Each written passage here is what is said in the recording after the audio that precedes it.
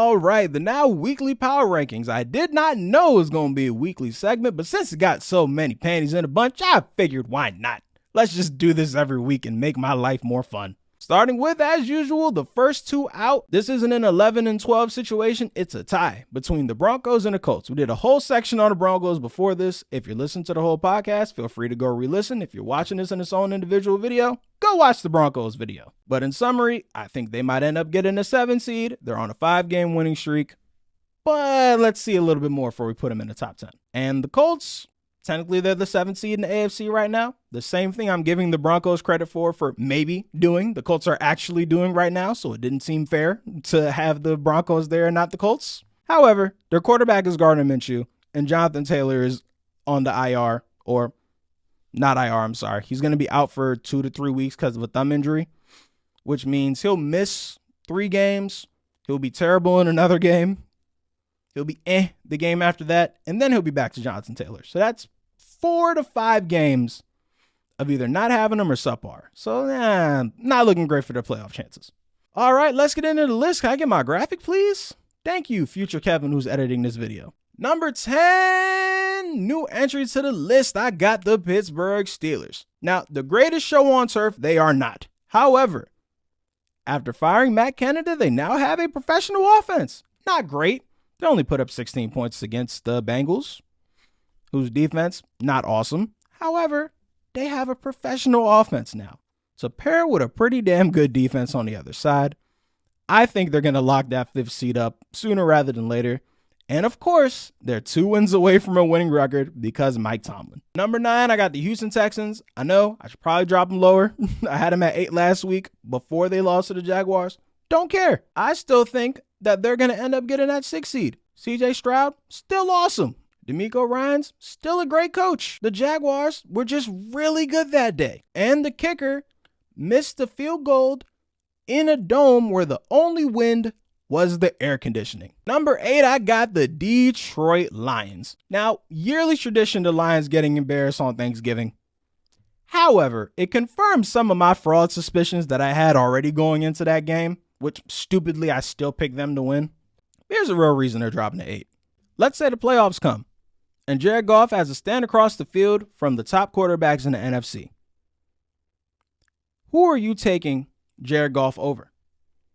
Dak Prescott? Nope. Jalen Hurts? Hell no. Brock Purdy? Maybe. But when you start adding in the weapons that the Niners have, that elevates to a hell no. Number 7, same spot they were at last week, the Miami Dolphins. You beat Tim Boyle. Congratulations. They got the Ravens and the Cowboys on the schedule. We will talk then. Number 6, I got the Jacksonville Jaguars. Apparently, I was sleeping on the Jaguars. They are 5-1 versus teams that are 500 or better. 5 straight wins on the road. Trevor Lawrence, outside of one pick against the Texans, played pretty goddamn well in a game they needed to win to keep the lead in their division, and that's what great quarterbacks do. However, their starting left tackle is out for the rest of the season. Not great, but that pass rush is coming along real well, like what Josh Allen's doing on the other side. But black Josh Allen, the pass rusher. And Trayvon Walker, if you squint really hard, he almost looks like a number 1 overall pick. Almost. He's almost there. Number 5, I have the Dallas Cowboys. Dropped them 1 spot by no fault of your own. I'll explain when I get to number 4 pick. Slaughtered the Washington team like you do every Thanksgiving. Still love how Dak's playing. Still love how the defense is playing. Got a Defensive Player of the Year candidate with DeRon Bland. Love it all. You just got you at 5 for a reason I'll explain right now. Number 4, I got the San Francisco 49ers. Niners fans, when you're right, you're right. Last week, I had the Niners at 5, and the fans were very upset. Very, very upset. Comments, DMs, mentions, very mad at me. Calling me every name in the book, and usually I'd give y'all my ass to kiss. However, the few of you that were civil brought up some great points. Most notably, the thing I called the Niners were frontrunners. To which the response was, you call us front runners, but we've beaten better teams than the Cowboys, including the Cowboys, and the 3 losses we had were all because our all-star team of stars are injured. We have all of our stars back. In inarguable logic, I had nothing for that. Again, when you're right, you're right. And I got to admit when I'm wrong. I'm sure there's going to be some of you that's mad you're not number 1, number 2, or number 3, except number 4. Moving on. Number 3, I have the Kansas City Chiefs. Got them at 3. Outside of Patrick Mahomes, guys, I think this offense is awful. I know they were able to pull something together. Rashid Rice shows some promise. Travis Kelce looked like 75% prime Travis Kelce. I don't know how sustainable that is. They fell down 14 points early to the Raiders, who they always beat. I think they only lost to them once in Patrick Mahomes' entire career. But I'm not just going to straight up tell you that the offense sucks and not give you some background why. Let me tell you why. I'm going to stat y'all down a little bit here. These stats are updated as of week 11 because that's just how Pro Football Reference does it. And they update it every Wednesday, which is the day this podcast drops. So take every stat I say with a grain of salt. They lead the league in receiver drops at 28. They are first in allowed quarterback hurries. They are second in allowed quarterback hits. They are fourth in allowed quarterback pressures. Would you like to know the three teams ahead of them? The Jets and the Giants, who have 3 injured quarterbacks between them and another one that got benched, and the Washington Commanders, who have the most sacked quarterbacks in football. Patrick Mahomes is the least quarterback in football because he is a magician. If he was 10% less mobile, he'd be getting lit up too. This defense is holding it together as best they can, but oh my God. Those offensive woes are going to bite them in the ass come playoff time, let me tell you. However, the rest of their schedule outside of Buffalo is a cakewalk, and who knows how bad the Buffalo situation is going to get from that point on. So we'll see. We'll keep them at 3 for now. Number 2, I got the Baltimore Ravens. Now, I'm not going to lie. I didn't love how the offense looked against the Chargers, who were the worst pass defense in the league. However, I will excuse it because it is the first game without Mark Andrews, who is their best receiver and their star tight end. Let the Chiefs lose Travis Kelce for a game. We'll see how that looks. Oh, wait, we have the answer already. Opening night against the Lions, where the Chiefs scored 20 points.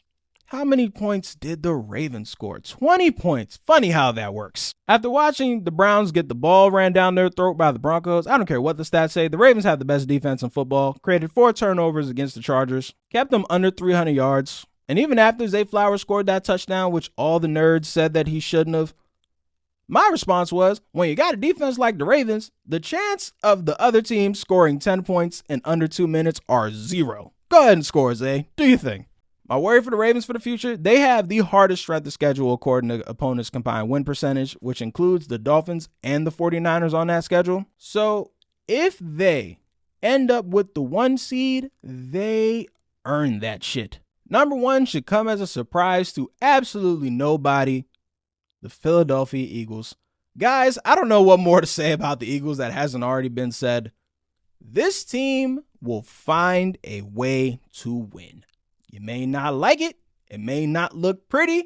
You may have your complaints at the end, but they're winning. A 6-day span, they went into Arrowhead and beat Patrick Mahomes, which has only happened 8 times prior in Patrick Mahomes' entire career, in the rain, and they got it done over there. Sunday, overtime versus Josh Allen, who you can argue is the second best quarterback in the league. I disagree with you, but a lot of people say he is. Beat him too. And when it came to nut crunching time, when rubber met the road, and cliche to say that we need to win this game right now, our guy Jalen Hurts came through. It's what he does. It's what he does all the time.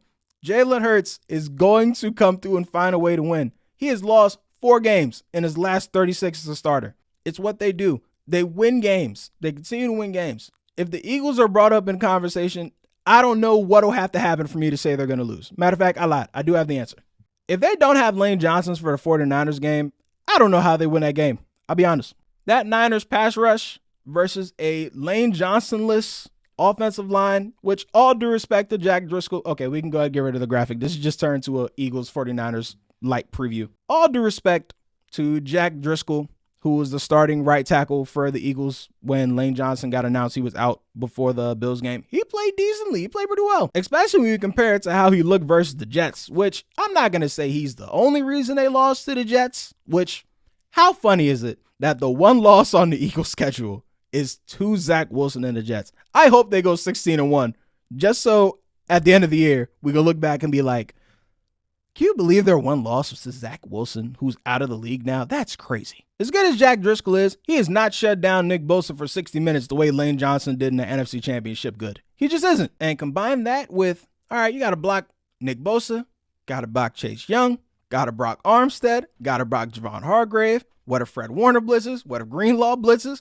But it's a lot going on that defense. And the Eagles have started very slow these last two first half. You cannot do that against the 49ers. I called them front runners earlier. They front run better than anybody. If you give them a lead early, you're not getting it back. So they better bring their big boy draws, their lunch pail, and whatever else they need to get the job done to Lincoln Financial so they could beat the 49ers that day. Because for whatever reason, they're not the favorite at home. Now, I'm not the biggest betting guy in the world. However, they're 10-1 against a team that they beat in the NFC Championship last year, which, all right, I really got to end this podcast, so I'll make this the last point. Instead of discrediting them for beating a team on their fourth quarterback of the year, how about we give them some credit for knocking out 3 quarterbacks in the game? Maybe it's because I grew up on a different era of football than some people, but back in my day, i.e. watching the 2000 Ravens as a wee little tyke, they were knocking out quarterbacks left and right, and they got NFL Films documentaries about it. And somehow we're holding it against the Eagles that they were able to do the same thing against the Niners? Come on now. We got to be fair about these things.